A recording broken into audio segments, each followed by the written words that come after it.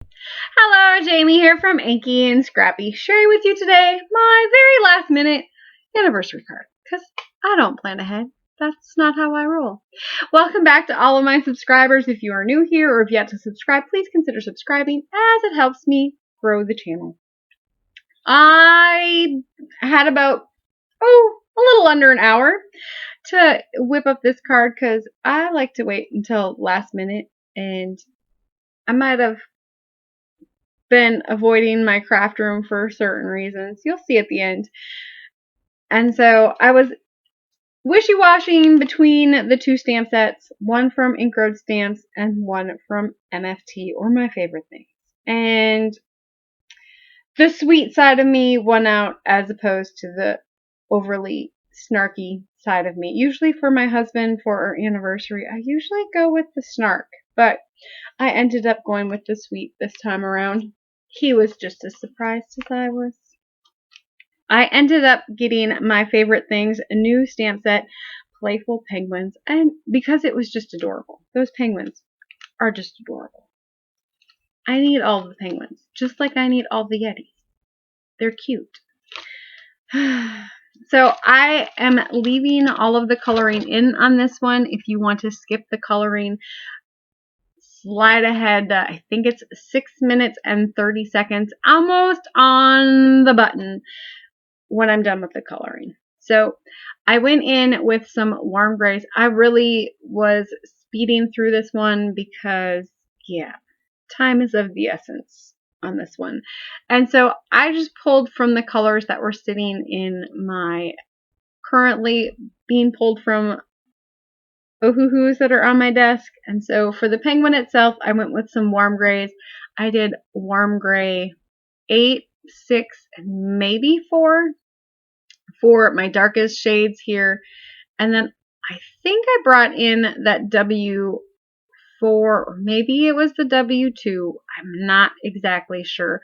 For the start of the lighter or the white color, I wanted to give it a little bit more depth and dimension. So I think I started with the 4 and then I came in with the 2.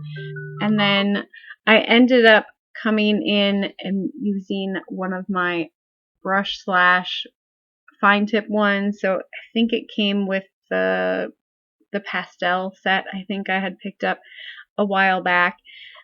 I just didn't have my other ones all sorted out, and so I was, using what was on hand and super fast to get to. So I think that one was an 050, I think, in their warm gray selection. And then it still was a little darker than I wanted it to be, so I did bring in that colorless blender to push that color out a little bit, so it does dry back quite a bit. So for my yellow, I am using that Y696, Y494, or Y397. I say and or because I'm not exactly sure if I used all 3 of the colors or if I only used 2. And I kind of had a mix of old and new there. So in the old number system, it was 44, 37, and 44 was my yellow tones for his little feet and his beak. Do they have yellow or are they orange? I really don't know. I mean, I think I saw, what was it, the Walk of the Penguins? And don't they have like yellow whatever, like big feathers or something by their face? I don't remember. And then for the heart, I brought in I want to say I pulled number 15 and number 14 or something like that. Or maybe it was number 12. Number 12 and number 15. From my old set, I was just doing what was the easiest accessible. And then for my ice, I had decided to go with that G190 and G786. And in the old number system, it would have been that 180 is the only one that's in that old color system.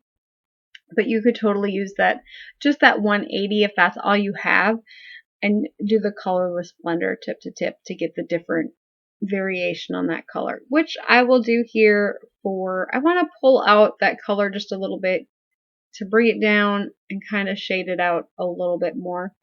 It just adds a little bit more depth and dimension to that ice chunk there. And once I am done with my ice chunk, I just make sure that my colorless blender is clean. So if I need it again, I don't have any leftover or residual color on it. Moving to Ohuhu's really allowed me to use that colorless blender a lot more than I did with my Copics. I think with my Copics, I was so afraid of doing tip to tip. And I do it with my Ohuhus all the time, and I really don't worry about it. Probably because they were a 50-cent or 75-cent marker. And so if I ruin one, it's not the end of the world, or it's not an $8 investment. I don't know. I didn't say it was a logical thought. Yeah. I've gotten a lot better since I moved to Ohuhu's because I'm not worried about ruining my markers.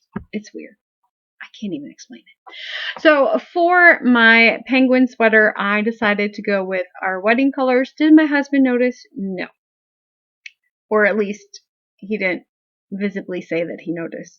So I went with that deep dark blue color, and then of course the hunter-ish green color that I could find that was within easy reach, or at least that I kind of remembered had that deep dark jewel tone green to it. So I want to say it was 54 and 53, or 55 and 54, 53, somewhere in there. It's two of those three colors. That's where I went with that one. So yes, we had a rainbow wedding. It was a mini rainbow because we only had 3 attendants. And then for my background here, I had decided I wanted to do hearts because, you know, it's a lovey-dovey card.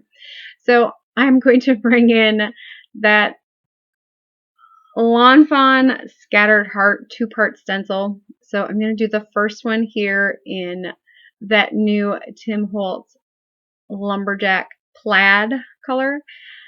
And then I did put a mask down first. I wouldn't have had to, but I'm like, you know, I have the circle masks. I should really probably use them. So I did bring in that Maker Forte circle mask.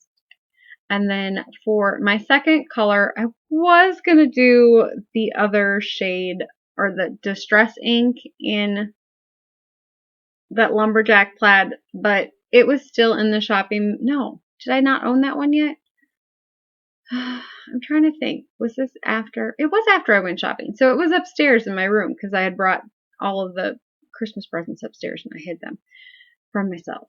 Well, I hadn't sorted through and taken it out yet. And so it was upstairs. I wasn't going to run upstairs and find it. So I just brought in Candied Apple for my other shade of red. And then, of course, it needed some sparkly, speckly splatter. Did my husband notice the sparkly, speckly splatter? No. Did he realize the amount of work that went into making that background panel a 1-layer card? No. It's a male thing, I'm pretty sure. He might have noticed. He didn't say anything.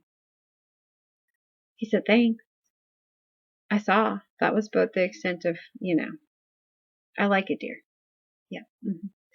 And yes, my adhesive stuck to my background piece of paper, which I was fine with because my little penguin was going to go right over the top of it anyway. So I wasn't going to take time to get out the adhesive eraser and get rid of it. It's going to get covered up anyways. So I wasn't worried about it. I could have brought the images to my brother's Scan and Cut, but it wasn't on, and that takes time. It was probably just as fast for me to cut them. They were super easy to fussy cut out, so it wasn't too horribly bad. And then for my background here, I'm going to bring in the other part of that Maker Forte stencil to cover up my heart background, and then I'm going to bring in MFT's Cloud Border stencil. And then I think this one is Lawn Fawn's Slimline Clouds, and I'm just using the straight edge there to mask off where my horizon line is going to be. I'm telling you, when you're crunched for time, you get a little inventive. I did bring in some close to my heart. I want to say it was called Glacier because I thought it would match my Glacier.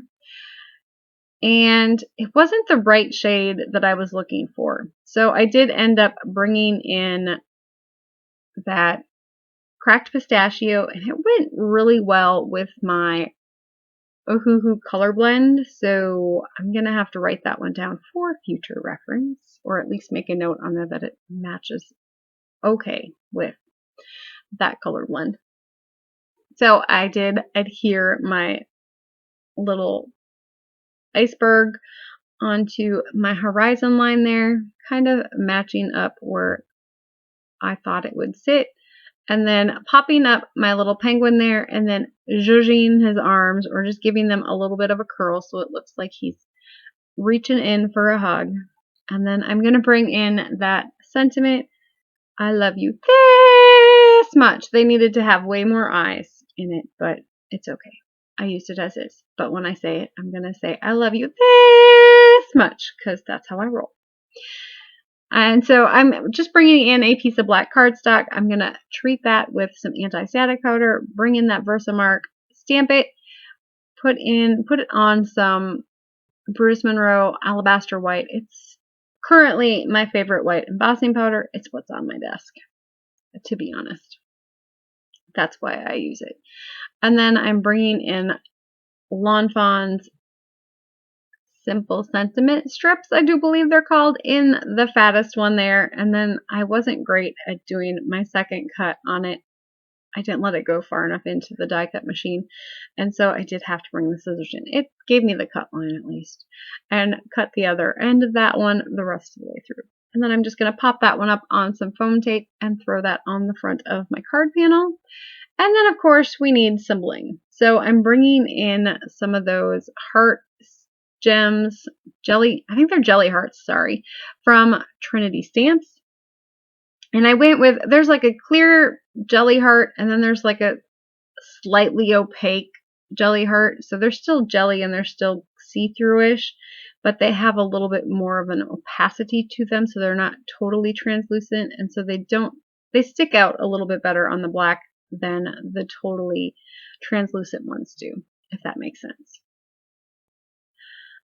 And then I was just checking the time there.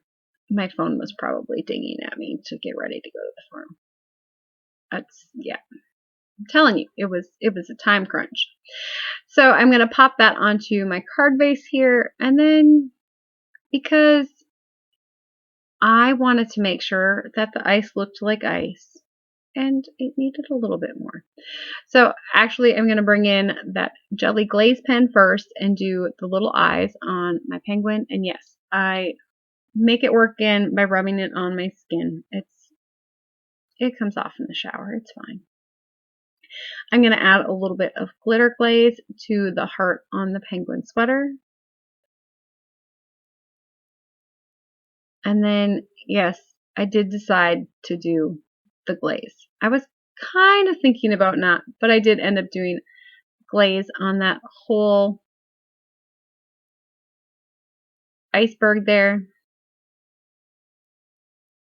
And so I'm just going to line that and then fill that all in, make sure I've got all of that nice and full of glaze.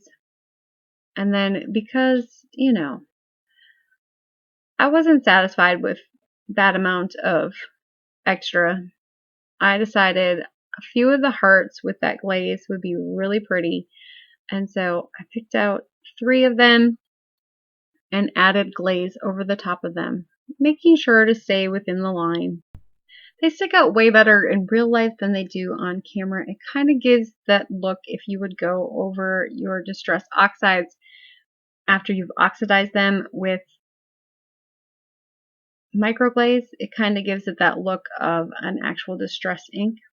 So that's kind of what I was, it brightens them up a little bit. And then of course I wanted a little bit of glitter, and yes, I realized everything is wet. So I'm just going to sprinkle this on the very top of that iceberg, and then I'm going to wait and let it dry. I am currently reorganizing my craft room. My anniversary is today, and I have 0 minutes before I need to go to the farm. So I got this done in like 45 minutes. I'm super impressed with myself. Although my craft room or studio did not get clean today. I might have taken a nap instead. 3:45 comes really early every morning. I was bound to fold one day this week. Better luck tomorrow. Bye, people. I'm telling you, it's how I roll. Anyways, that is my completed project for today. I hope you have a great one. And maybe stay tuned this week. I did get the craft room cleaned. I did do a live video yesterday. If you missed it, I might do it again. Bye. Thanks for watching and keep getting inky.